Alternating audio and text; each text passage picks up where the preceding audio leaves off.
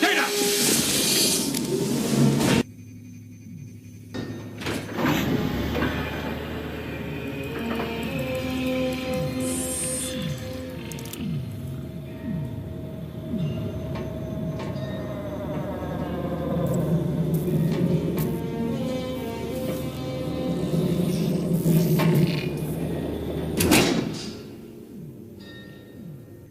I am unlike any life form you have encountered before. The codes stored in my neural net cannot be forcibly removed. You are an imperfect being, created by an imperfect being. Finding your weakness is only a matter of time. Are you their leader? I bring order to chaos. An interesting, if cryptic, response. You are in chaos, Data. Since you seem to know so much about me, you must be aware that I am programmed to evolve, to better myself. We too are on a quest to better ourselves, evolving toward a state of perfection. Forgive me, but the Borg do not evolve. They conquer. By assimilating other beings into our collective, we are bringing them closer to perfection.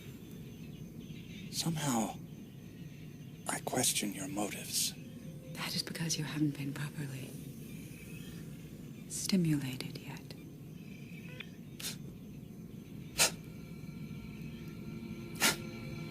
You have reactivated my emotion chip. Why? Don't be frightened. I'm not frightened.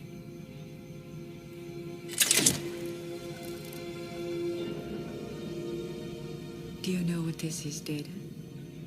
Commander Data is his name. Or Commander Data. And I want people to keep him in mind the entire time I'm talking. Now, about a year and a half ago, and I forget what happened, but I heard Lamont Hill say, and a few other people, they said, I forget what happened, but something happened. I don't know what it was. But Lamont and a few other people said, yeah, we need to get rid of online anonymity. Right, and what does that mean? Well, it means that I'm going to know who you are, and you'll know who I am. And we're all going to know each other. And not just by name, but by birth date, address, occupation, and so on. Right? And doesn't that sound nice? Doesn't that sound just wonderful?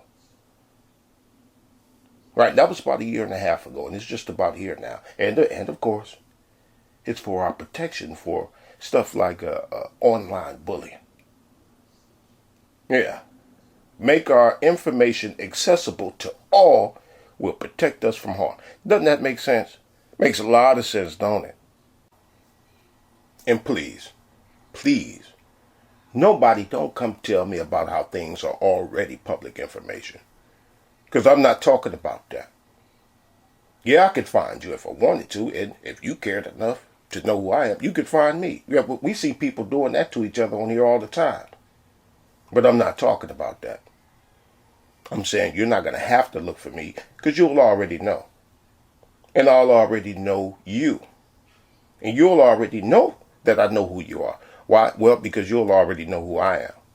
And I'll know that you already know. All right? And listen, we already have to sign up and verify who we are with our name and verify your phone number and all that stuff, right? YouTube, Twitter, Facebook, Instagram, and all these other places, they already know who we are. So what's up with this verify who we are stuff? Right, I don't know for a fact, but I do have a conspiracy theory. Let me play you a clip from the movie called Black Mirror. Hi there, how you doing? I am wonderful. I am so sorry. That flight is canceled. No. Customer incident at the other end. What? So when is the next flight? Yeah, they're all kind of full. I booked this weeks ago. It's my best friend's wedding. I'm sorry. I have to get there. I have to. Okay, let's see what we can do. Oh, thank you.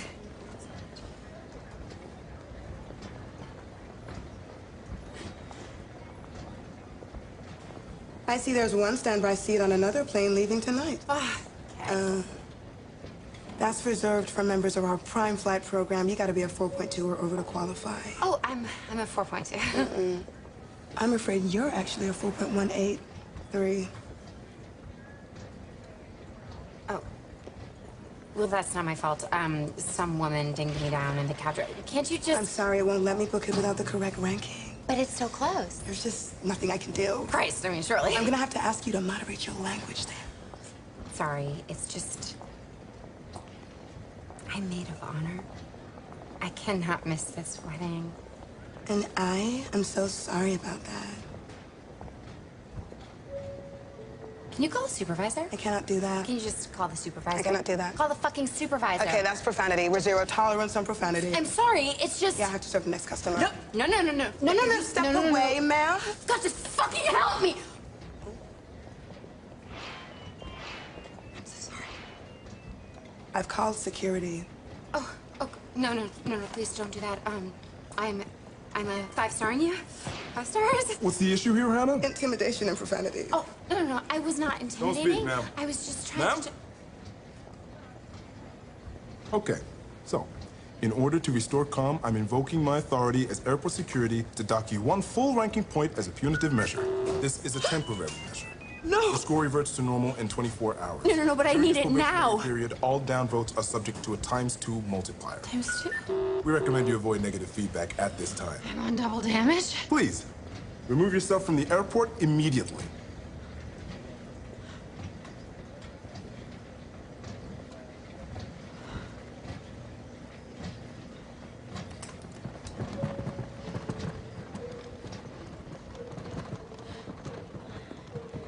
You saw the people behind her?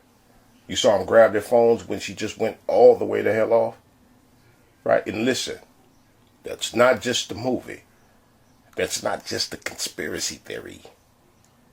Okay, it's a fact today in many countries like China and elsewhere, and it's in its beginning stages right here in the United States right now. Now this next clip, I saw it 2 months ago on the news channel I'm sub to called WION, and I just sat back and waited. I knew it was on the way, and yesterday it arrived. I'll show you what I mean by that later, but let me play it for you. Let me play what I saw 2 months ago. For that matter, as we wait on that particular update, you have 9 days to register your SIM card before it is deactivated. The government has stepped up the fight against crime and improving data accuracy. And as Helen Aura reports, long queues have been observed in mobile retail shops such as Safaricom and Airtel to register their SIM cards before the April 15th deadline. Kenyans have now been given 9 days to register their SIM cards before they are disconnected. Outside Airtel and Safaricom shops in Mombasa, this was the situation. Why should they need everybody to come online instead of going to the system? The way they used to send us, we sometimes get services that our services will not be working today. Why can't they the same update us through that internet, and we know? And if somebody is needed, he come and tell us, come and see us, because there's something which is not going to. According to the Communication Authority, mobile subscribers who have registered their SIM cards without providing their photo and national IDs will be disconnected by April 15th. Operators have been encouraged to verify identification documents provided by users carefully. Of course, we want them to be switched off. They will not be able to access the services when that date comes. Some operators are asking for more details than is necessary. One, I should say that you must provide details that are able to identify you. The SIM card. This is for a SIM card, requiring a government ID for a SIM card. Why? Well, I don't know for sure, but I do have a conspiracy theory. And that's not just Kenya, right? As a matter of fact, let me let you hear that Black Mirror is not just a movie. And while he's doing this, he's just got 2 rescue vehicles delivered to the Western Australian Police. Like, police really need these vehicles. These vehicles can drive through double brick walls, through double brick houses, in the case of dealing with potentially dangerous criminals. Dangerous criminals, people that are a harm to society. I guess This would include people who are speaking out against the death jab. I mean, these are full-blown military vehicles. I mean, only 2 of them, but okay, so the police have acquired vehicles that they're able to drive through the wall of your house now if they think you're a dangerous criminal. And what constitutes a dangerous criminal? Well, according to the police in Australia, it's anybody who isn't a fit and proper person. And what's a fit and proper person? There's been people who have been told they're not a fit and proper person, they can't have a gun licence because they had post-traumatic stress from their child dying 12 years ago. There's been people who have been told they can't get a gun licence because they're not a fit and proper person because they had a heart attack 10 years ago. Things like this, you know, and you find that with the actions of the police, the overreach they've displayed in the last 2 years through this scamdemic, well, how many of them do you think are fit and proper persons? It's interesting how the police can put together this criteria that they simply don't meet themselves in order to do the job they do and claim everybody else has to fit within this criteria. Very interesting the way they play things, folks. I mean, you know, and as you know, everything's always backwards. That's just the way they work. A fit and proper person. That was Australia. And it's not just China either. It's not just China and Australia either. It's already going on in different places in the world. A fit and proper person is on its way here to the United States. But why do they want us to get an ID for a mere SIM card? We'll look at a few things going on in world politics. Just the Philippines. How about those with no government-issued IDs? Well, the process is you can get from an NBI clearance or a police clearance or a document from the Philippine Statistics Authority. That is a provision that is provided for in the bill.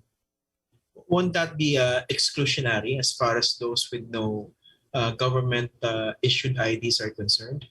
When in fact, this is a basic right, owning a telephone for communication? If we go back, let's be reminded that the use of the frequencies and airwaves of which the telcos are given a franchise for is not really an absolute right. The government still has the authority to ask for identification of those who are using those frequencies. So this covers the users? We're looking at that as an extension to the users. So you consider that as more of a privilege?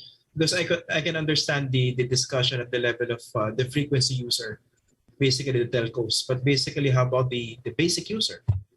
And then it's still a privilege for them. Well, we look at it at least at our level as the policymakers. We look at it as an extension to the user, and the objective of preventing abuse of the use of those resources is the reason behind one of the reasons behind this proposed policy. Okay, here, what do you think? I was under the impression that our Constitution protected the right to association, the right to communicate with others, more than it would regulate the right to communicate with others and the right to associate with others. In fact, apart from these guaranteed rights by the Constitution, there's also our right to be secure in our persons, which is why we insist that instead of having a mandatory SIM card registration process or policy or law, we have one that instead strengthens the means of law enforcement to secure warrants when they are going to search the telcos for such numbers, or search the banks, or search online sellers and such like, provide them these kinds of tools.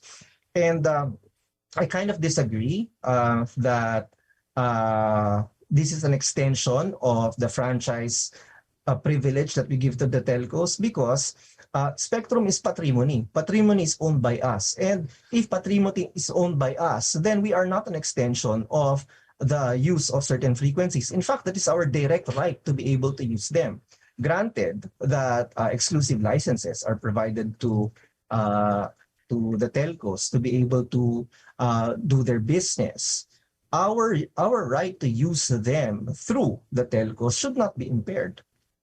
Okay, so the privilege stops at the level of the telcos, The ones that were granted the privilege to Yes, use those frequencies, but not to the users. Because we users are the citizens of this country by and large, and we are the people who have ownership over Philippine patrimony. Patrimony. There's several different usages of that word, and he's not talking about the receiving of an inheritance from your father, or he's not talking about ancestry. He's not talking about that. The definition or usage of patrimony in that context you heard, he was saying that the people have ownership over the patrimony. That's what he said. He's talking about what we've heard described here in the United States as a God-given right. That's the patrimony he was talking about. Another thing you heard in those 4 minutes I just played. You heard the other guy, he said that we don't have a right to a cell phone.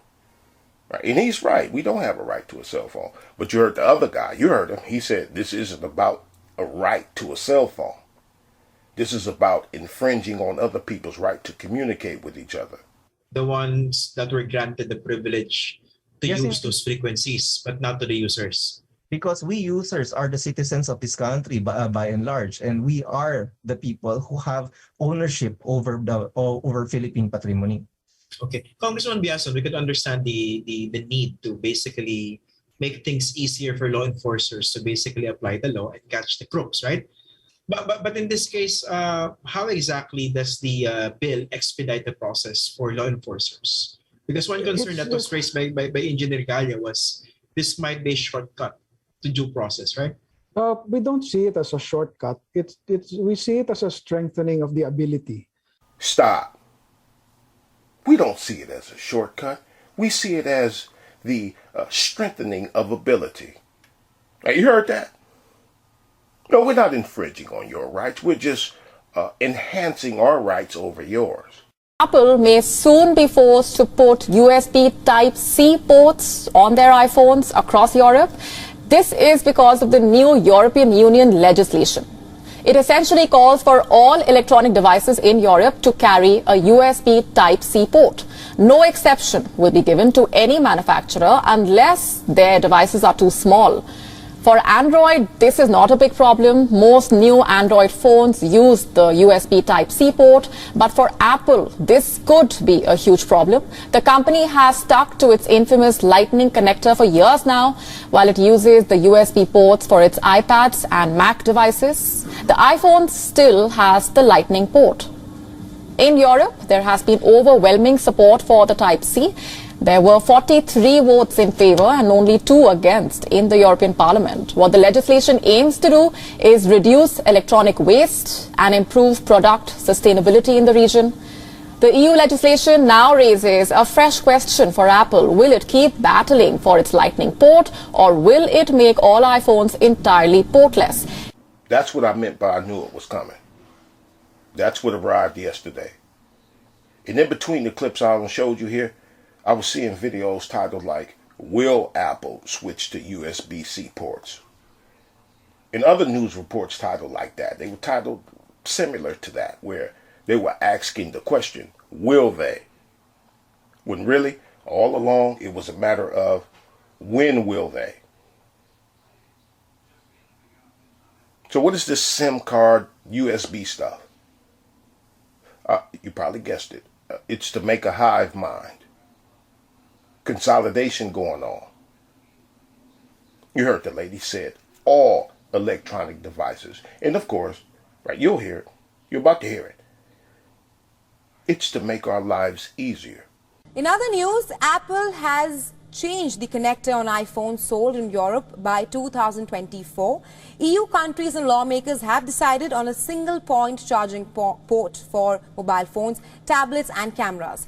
The European Commission believes that it would make life easier for consumers and save them money as well. However, the company is raising concerns about possible electronic waste that the shift might cause. Here's a report for more. Take a look. Europeans will soon be able to forget about packing a jumble of different chargers for their gadgets. The EU on Tuesday agreed rules that will require a standard charging port for phones, tablets and other devices. It's a world-first move which Brussels says will save consumers around $267 million per year. Euro MP Alex Saliba set out the change. So today we have made the common charger a reality in Europe. European consumers were frustrated with multiple chargers piling up within their homes. Now they will be able to use a single charger for all portable electronics, which is an important step to increase consumer convenience.